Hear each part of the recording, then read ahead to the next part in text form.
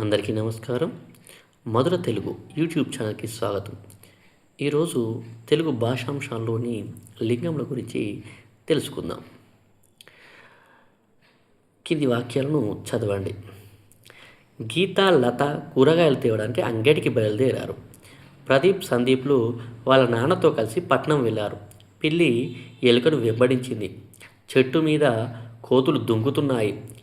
పై వాక్యాలలో గీత, లత, ప్రదీప్, సందీప్, నాన్న, పిల్లి, ఎలుక, చెట్టు, కోతులు ఈ పదాలను పరిశీలించండి.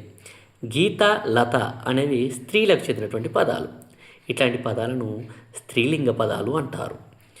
ప్రదీప్, సందీప్, నాన్న అనేవి పురుషులకు చెందినటువంటి పదాలు. ఇట్లాంటి పదాలను పులింగ పదాలు అంటారు, పుంలింగ పదాలు.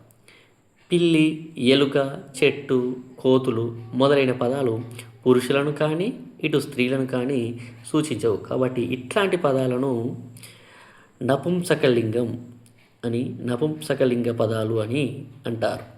దీని ప్రకారం పురుషవాచక శబ్దాలను పుంలింగాలని, స్త్రీవాచక శబ్దాలను స్త్రీలింగాలని, పై రెండు కానటువంటి అంటే మానవ సంబంధం కానిటువంటి వాటిని అనగా వస్తువులు, పక్షి, జంతువులను వాటి శబ్దాలను నపుంసకలింగ పదాలని చెప్పవచ్చు.